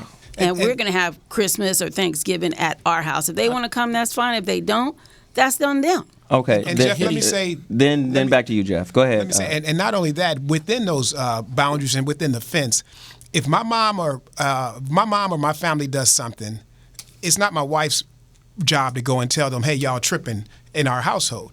Since it's my family, I go and say, hey, look, Mom, Dad, when my dad was alive, look, my wife and I, we got this. We handling it. We don't need this, that, the other. I speak to my family. She speaks to her family. So they don't become, well, your husband's tripping on us or my wife's tripping on them. I always have my wife's back. So if it's something that goes down with my family, my brothers, my sister, I speak to my family. Y'all need to chill. Y'all need to kick back. This is coming from Big Brother. So we put those limits, we put those boundaries there so no one crosses them. And if I do have to cross them, I'll talk to my family. She talks to her family. But I just want to add really quick to your what makes marriage difficult. You don't want to do it quick, Byron Scott. You don't. You're not quick, Byron. You just want to do it. We've already stereotyped you. Okay? There's a lot of wind in your sails. I'm going to make this Exactly. Go ahead. I'm going to make this three-pointer at the end of the third quarter right now. But it's priorities. What makes it difficult is priorities. When my priorities are out of whack and my marriage is not a priority, then everything takes precedence. Everything else falls that way. That's good. That is a three-pointer. I got to go hang out with the boys. I got to go make this business trip. I got to go do this. But the kids need me. The wife needs, but they're not a priority. That's what makes it difficult. Great. Yes. Jeff Brown. That was quick, Jeff. Let me put these two monsters out. All right, one, and they gonna jump out in the room and they might bite some people. One, and it took my wife a little bit to wrap her brain around this.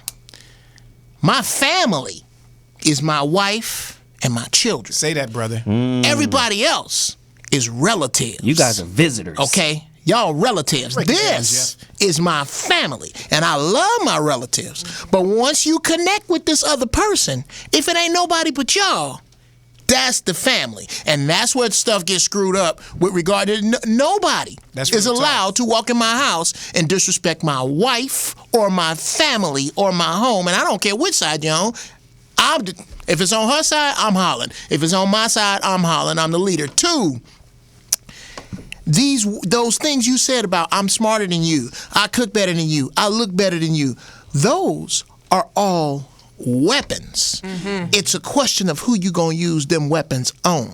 Okay? No, it's ounced. Who you gonna use them weapons on? Okay? If I'm the better cook, then I am the one who cooks for us. If I am the more persuasive one, then I am the one who does the persuading for us. I don't use those weapons on you. And you know what's beautiful? Before we take this break really quick, you know what's beautiful about everything that's being presented here?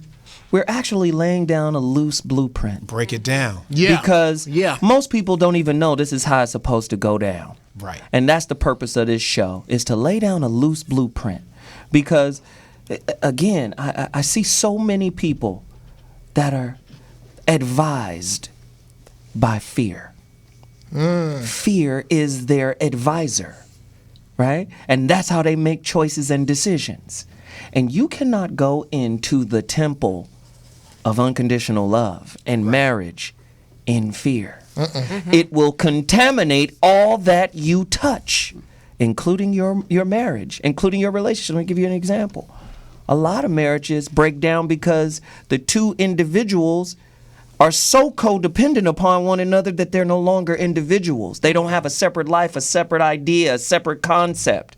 So how many times have you seen a group of friends that you've had longer than your marriage, longer than your relationship to the person you're married with, wither away because of the fear of your partner?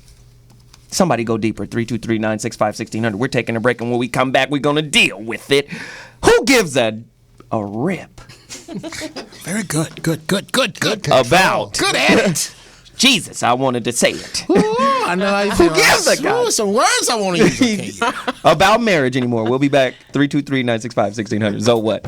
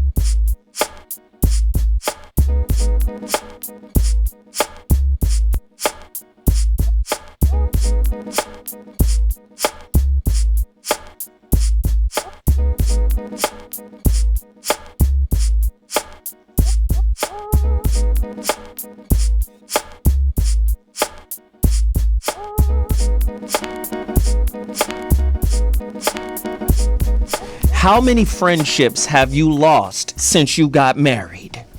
Somebody call me right now, 323-965-1600, huh? How many friendships? Let me just say this. Anybody familiar with the term, well, I'll just say it and then tell you what the term is. Elephant trainers, right? Mm-hmm. Anybody familiar? Hey, have you seen any videos on elephant trainers? I seen the one where the Indian dude gets stomped. Yeah.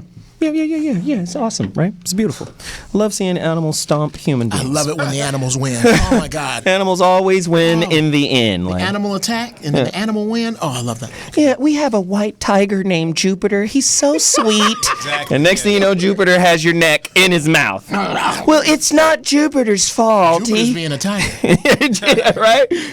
But the reason why I bring that up is because the relationship between the elephant trainer and the elephant mirrors human relationships. Oh, watch out now.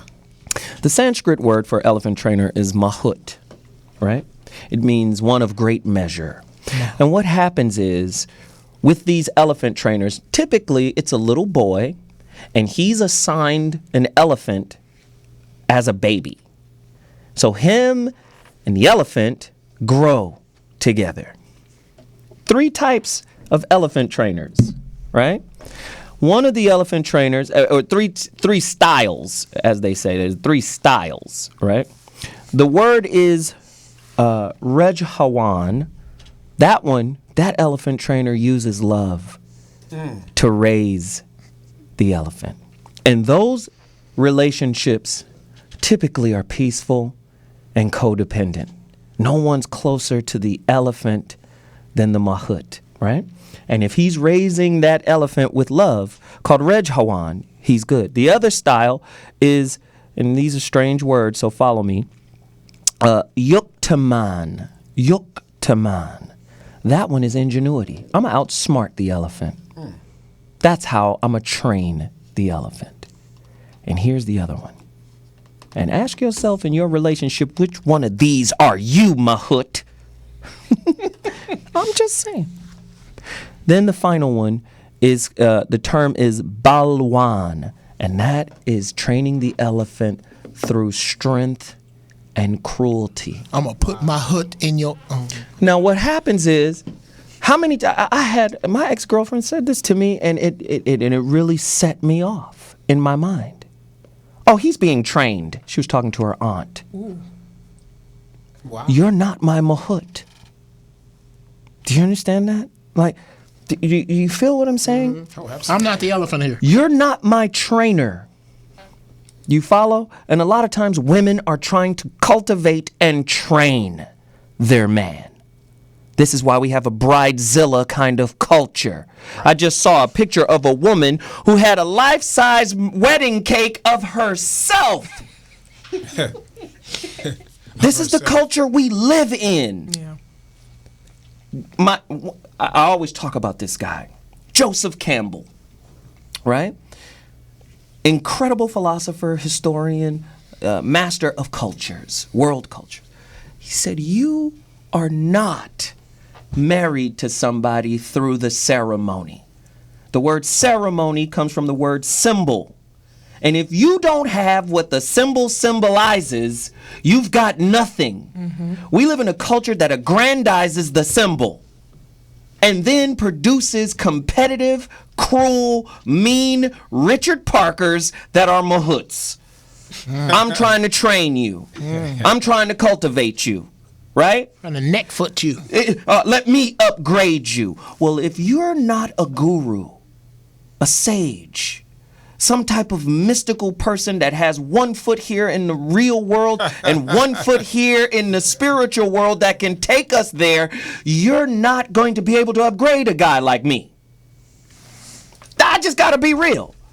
Right. If you taking pictures of your fingernails and posting them on Instagram, yeah. Or if you got 35 pictures of some high heel pumps, Or if you live by yourself in a 2-bedroom apartment and one of those bedrooms have been converted into a closet. Come on now. And your baby sleeping in the living room on And the you couch. gotta want to be upgraded. How about that? I'm just saying. No, upgrading comes from within. Yeah. It does not come from without. My partner can't upgrade me. And I'm tired of this culture that we live in, man. How are we going to merge in the spiritual school of marriage when we are self-unaware? When we're unaccountable, when we sit around blaming people, victimhood culture dominates the society. You're at fault, not me. I didn't contribute anything to why this broke down. You don't know what you lost. That's where we live. How can we even enjoy marriage? And I'm just proud to have, Jamal and Tracy here, 26 years. I'm proud to have Jasmine here. You know what I'm saying? You called me 11 Jamal, years. so you can call her. No, I'm Jerome. You're Jerome. you call her Yasmin. So Yeah, I guess. You call me Jamal. But I'm just saying, I try to do shows that are going to put people in a space to where they rethink what they believe. Your beliefs are the root cause of the failure of your relationships. That's just the bottom line.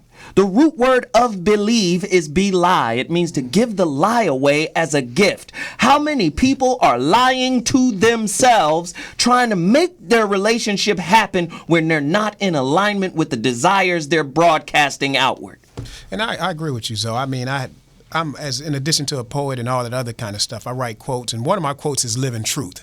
But then also, if you tell a lie long enough, you will start to believe it. So you have to be careful about living in truth. But that's why on our website, marriageoverwedding.com, you can also follow us on Facebook, like us, marriageoverwedding.com, or follow us on Twitter, marriageoverwed, WED, on Twitter. But we talk about these things, and the marriage architect, the blueprint. Is there a way that you can actually do it? And I've been taught that it's hard to go somewhere to take somebody where you haven't been. So you got a lot of people talking about it, but nobody living it. So that's what makes us so unique and so special is we're actually living it. We're practicing it every day. And so we can show people how to get there. It's just like when we play ball as men, we understand that. You had to have somebody who was better than you teaching you so you could get better. You had to play up. Zoe, we understand that. So if someone's trying to tell you how to be married and stay married and they've never been married, then I don't agree with that. Now, I'm saying you can't receive instruction from them, but I'm saying it's a whole lot better when you have somebody who's been there where you're trying to go. True. That's all I'm saying. I'm not saying you can't receive from them, but you need someone. It's a lot. It's much more helpful when you have somebody taking you where you're trying to go. Yes, and I agree with that. I'm just playing with you. Go ahead, Geoff Brown. Here's a little rule of thumb.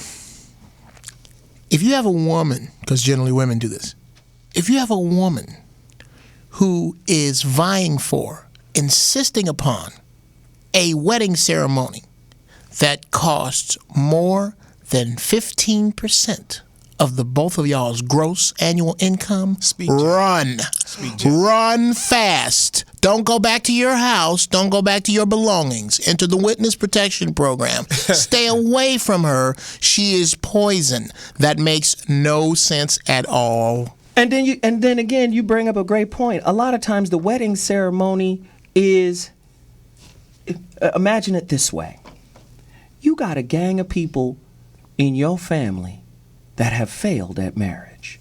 Right. Yeah. That have failed at long-term meaningful relationships. They are failures at happiness. And they become your advisors on how to do it. Right? So now, just like the proud dad who's watching his son in the 10th grade at the state championship, I'm living vicariously through him. Right. I'm like, oh, damn, look at that. There goes my boy. He doing it like I would have. I didn't do it like that. But he doing it. Yeah. Right? And you got family members who are cheering from a space of hurt. Who want to see you succeed, but only know the way of hurt and unforgiveness, and now they're your advisors. Right. And they're molding your path. In their pain. I mean, come on, man. This is why I agree with you when you say, you got to link to somebody that's there. See, I know I crack a lot of jokes and trip, but the purpose of bringing you here is because I say they there. Right. They there. Nah. Don't go to a dentist with no teeth. They're there, and she's there. Jasmine is there, and I say, okay, 11 years, all right. This is what nobody can really understand about this marriage and this long-term relationship type situation. The one intangible to all relationships is that everybody is changing. Right. Even while you're committed to one another, everybody is changing. And here's that question. Isn't growing, listen to this now, 323-965-1600, isn't growing apart still a part of being married? Yes. I would say yes. Come on now. I would say yes. Yes, Dr. Mark, where are you? We need some whiteness. Come There's on. too much color. Come on. Hit him in the paint. I think that leads to a tip that I heard from a very wise person, and what he does every month with his wife. They take a long walk, and they ask each other, "Are you on track with where you want to be and who you want to be, and are we on track with where we want to be?" But they formalize it every month. They do that, and they spend a half a day, and they just sort of think aloud. But that sort of embraces where I think when you're open to that kind of growing and exploring, you can actually embrace the other person growing apart from you because in that space of conversation, you're there trying to help each other. That's part of your loving them. But I think that's one of the best habits I've ever heard to have in a relationship. It sounds like you do that, quarterly and even more so. So I'm probably preaching to the choir here, but go ahead. But Mark, you're right on with that. Mm-hmm. And we in our book we have 48 things that you must do to stay married, or you must know to stay married. In our book, How to Make Your Marriage Last Longer Than a Wedding, marriageoverwedding.com. And those are things that you just can't replace. A walk, a talk. I mean, if more couples did that, whether you're growing apart, and you don't necessarily grow apart because you're always sharing, so you're always together, even though things change. And as Geoff alluded to it earlier, you cultivate, even as you're growing apart, you cultivate the relationship that you have. Mm-hmm. So because we're different, we could spend a whole nother show on male-female differences just for that alone. So, but even as you're growing Jerome, apart, really quickly, Jerome, yes, sir. Isn't cultivation a learned skill? And this is something that maybe we have to do another show where we come back and say, this is how you learn how to cultivate. Absolutely. Mm-hmm. And as I said, even just a whole show on male-female differences, because it's always different between male and female because we are different and we think differently. Our needs are different. But so as we're going and we might be going in different directions, when you cultivate it, you still stay together. There's a saying, and it's not a deal breaker to go in different directions. Right. When you're cultivating it. Right. In regard to cultivating, there's a saying that in matters of the world, stay in control, but in matters of the heart, give it up. Right. And I think as long as you're controlling, you can't cultivate. And I think Exactly. cultivating is creating a space in which you both give up control, lean into the faith and trust of something where 1 + 1 = infinity. Right, and Wow. it makes you vulnerable, but that's why, as Jasmine said, it's not for the faint of heart. It's not for the weak. It takes a lot of courage because it makes you put yourself in a vulnerable relationship, in a vulnerable position when you're married, and I embrace that. And I think this is why marriage is so hard, is because you're dealing with two different people with two different thoughts, different plans, different ideas, and you're trying to become one.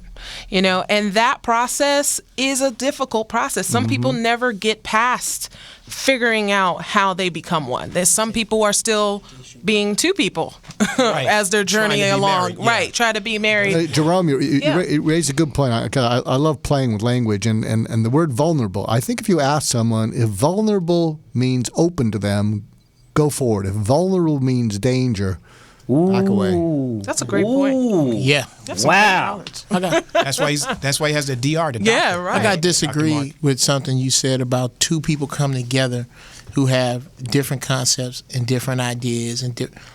If your concepts and ideas are that different, then perhaps y'all ain't supposed to be together. Not true. I'm sorry, Geoff. You're my guy. I'm sorry. I really believe that. And I don't mean about generic things. Absolutely, Or about specific things. I mean about generic things, okay? How does a marriage work? How many people ask themselves that before they get married? What does a marriage look like to you?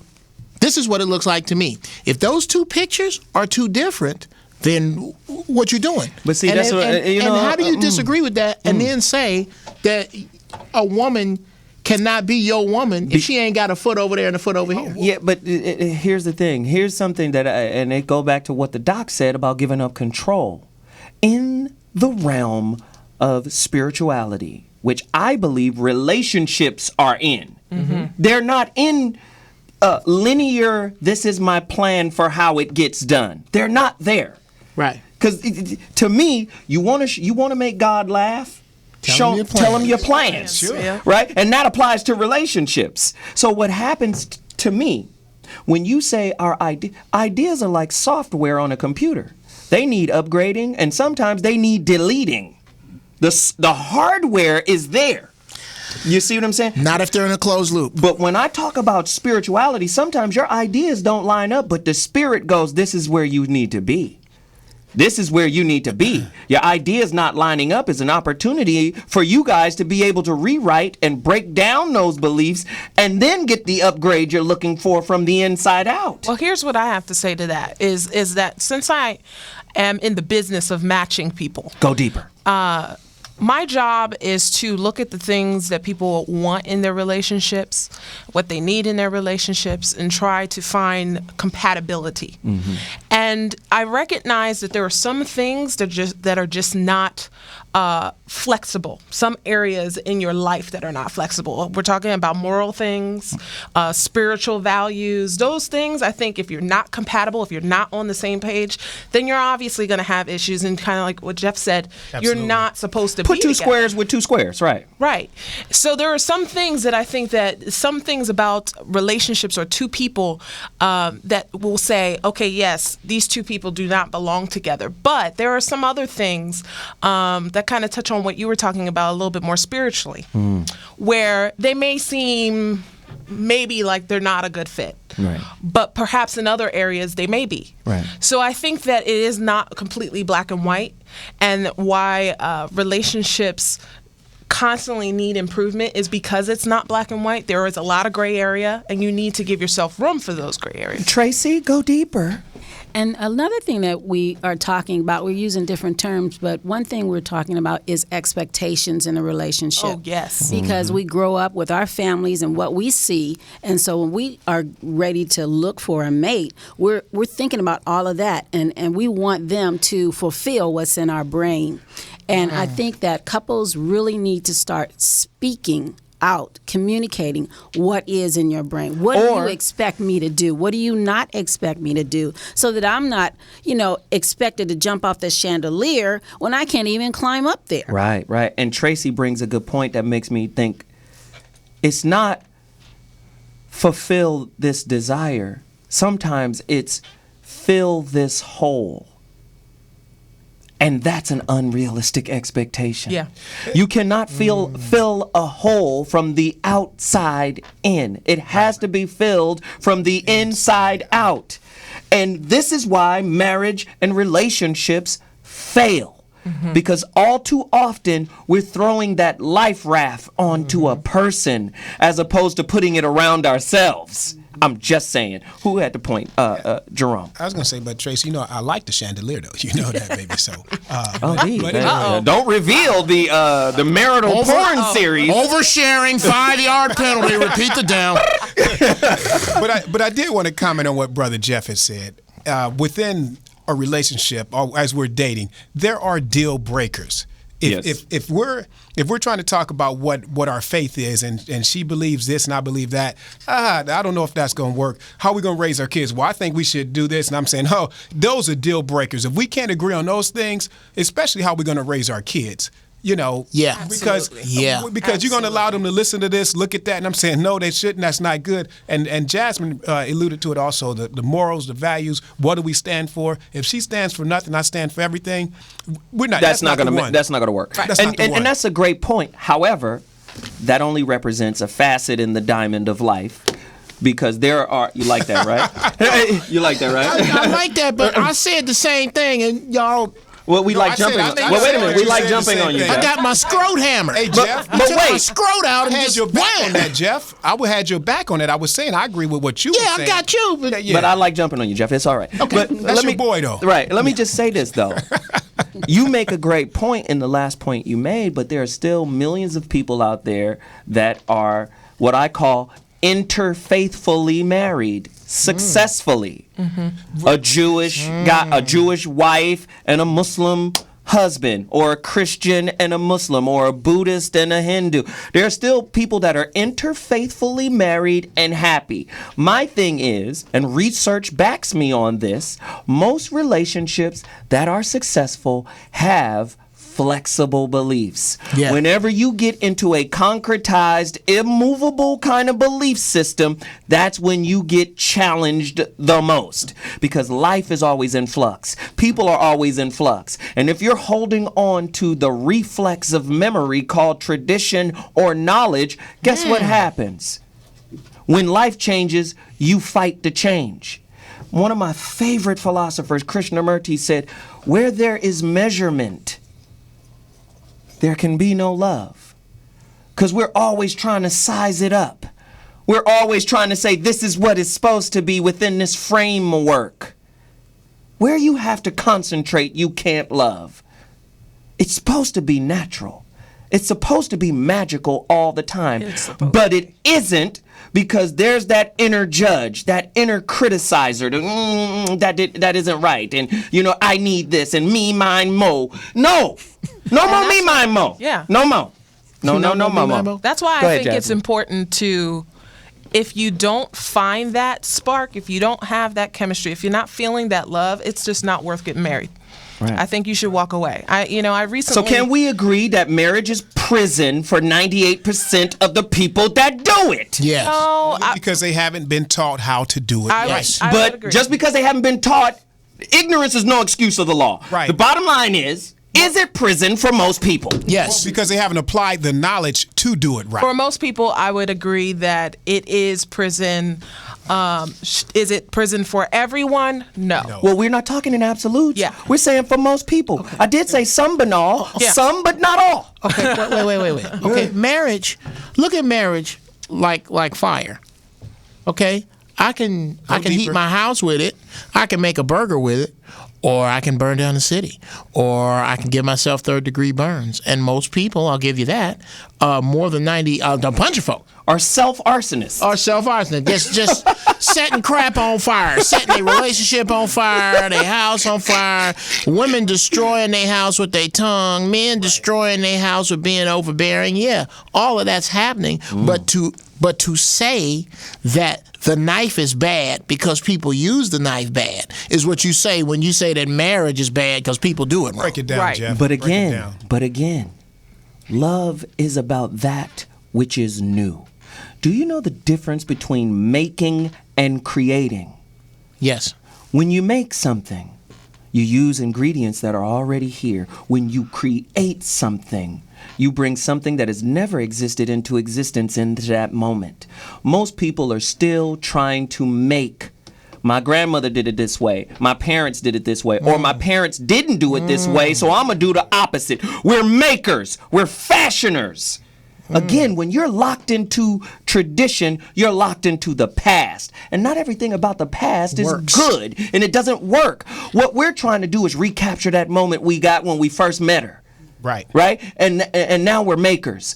What I want somebody to understand. Don't let it go. You don't let it go. But what I'm saying is, in not letting it go, you still have to be committed and connected to that original moment and not in control of it. Absolutely. Does that not make sense? Yes, it does. Ah, Jesus. That makes a lot of sense. It's just the it's fluid. It's fluid. The point is fluid, and the concept that tradition is is always bad. Some of tradition work. It's some traditions in my house that work. Yeah. Ass whoopings work. They work. That's why I use them. Not according to Adam Carolla. Well, Adam Carolla is wrong, and if he come in my kids, I'm whoop his ass. Now, that's why the black community is in trouble right now. Exactly. That's what they say. We always like to fight. No, we got away from fighting. We got away from fighting. There's too many of us that got a little bit and think that little bit is a lot. There are certain things about tradition that make sense. Now, to bring it all, to not separate the meat from the bone, that's jacked up. Here's a perfect example of how sometimes tradition is bad. Husband. The word husband comes from the word house bond. Right? He was like a foreman for the feudal landlord who controlled or took care of the family. From the Latin word famulus, which, listen to what this word family comes from, famulus. You know what it means? It means a household of slaves. When we start going back to the tradition of things and not understanding where things... Listen, I was talking to this one lady who was this guide for me. She was this spiritual guide. And she was like, what is your password for the Facebook? I want to go on and, look at some of your things. And I want to come in and like rearrange some things. I said, okay, my password is I'm pissed off. Right? And she said, hey. She said, wait a minute. No, the energy you're putting out there is not good. That's your password? I'm pissed off? Well, guess what? We got to start challenging some of the beliefs by going back and seeing what they really meant. Famulus, a household of slaves that's ran by the foreman, who's the house bond, who is the husband. So when I tell a Renaissance woman of today who's highly educated, right, who's making money, who's independently wealthy, why would you want a traditional man? He's going to be butthurt that you make more money than him. His butt is going to be raw. Always cracks. Right? He's going to be challenged if he has old beliefs that don't work for the new Renaissance woman. Somebody talk to me about this. That's a really great point that you're making, actually, because I have clients that have the same mentality that they want someone who is traditional, that they want the traditional things, but they themselves have evolved. They're not, an old Southern woman in the South somewhere just waiting hand and foot for a man. They're upcoming in 2013 people. Right. And so, they have this mentality that, having a particular type of mate, those mentality, I think, today, and I'm kind of losing my train of thought, but today, things are a little bit different, and people are different as we have grown. And I think that it's important to recognize that in relationships today, that people are people, and the expectations, like Tracy mentioned, that is a killer. Right. I gotta hit and it gets back to competing. Like you said, the man is not making as much money as the woman. Oh my gosh, that shouldn't even be an issue in your relationship from the beginning. Right. You are the one that I love. You are the one that we're going to build this home with, and I'm not in competition with you. And if you go in competing, you're going to definitely lose. And Doc, well, Jeff Brown has a point. You He's said just something I itching. can't. It's killing me. She said, "What did you just say?" I need you to repeat what the thing you just said. She said she lost her train of thought. She don't even remember. I don't even remember. No, but I was talking about expectations. Really, the ultimate I thing got it. I got it now. I got it. I have evolved only so far. I have not evolved to the point that I can fly yet. I think that's coming. I have not evolved to the ability to breathe underwater because there are certain things that go, okay? Certain things go. What goes with my masculinity is that my woman's word, while very influential on me, very important to me, is here. My word is final. In my home, my word is somebody got to be the boss. I'm a caveman. It's a club. Honestly, there's a club right by my door. I am a caveman. I believe my woman, I am the head. She is the neck. And but she your can wife understands Looks like that meat's about you. back on the menu. See, but that's the thing. I mean, your wife understands that that's you, and she loves you and respects you for the man that you are. But if she didn't, then you two would be incompatible. We wouldn't be here. We wouldn't be here. And Jeff, So let me do this really quickly. Let me Tried do this that real already. quickly. Hold on, Okay. Jerome. Hold on 1 second. Okay, I got I you, want to bro. go back to the doc real quick. Doc, for people who want to get married, for people who want to have a better understanding of marriage, what are 3 tips or 2 tips you would give to them that, okay, you need to think about these things before you consider marriage? What direction would you point them in, the 2 tips? I'm going to give everybody that too. I've been listening to a lot of this, and Which is beautiful, for the first and time. I have a mentor who says, if you want to have the best communication possible, be more interested than interesting. Be more fascinated than fascinating. And I think what happens is early on in relationships, we're very interested in each other, and then it seems to get warped, and one person is in the seat of having to be the interesting one, and the other person kind of defers to them, and then there's a gap that builds where you don't want to hurt the person's feeling who needs to be interesting all the time. And I think that's a real challenge, especially, for all of us. I don't know if that's testosterone driven, but there's a real, desire, especially in a lot of men, is I want to be interesting. And I think if you can go into conversations, and again, this is a talk show. We're not going to listen to be very quiet here. But if you can go into conversations and say to yourself, try to be a little more fascinated than fascinating. Try to be a little more interested than interesting.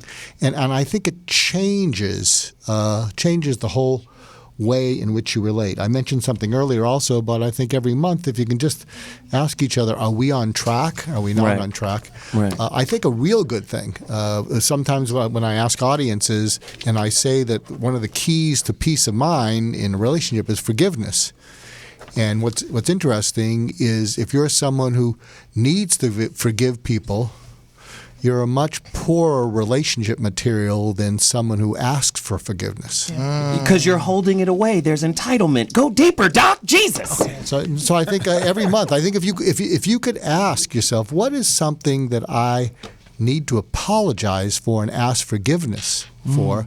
I think an unsolicited apology is so rare. But when you apologize, do something about it. I don't know if Geoff said to his wife, you're right, I'm being kind of arrogant about being late all the time and thinking I'm better than other people, and I'm going to change that. So he's changed it. He's changed it for the show. Very arrogant. So I still think I'm better than other people. I'm just on time.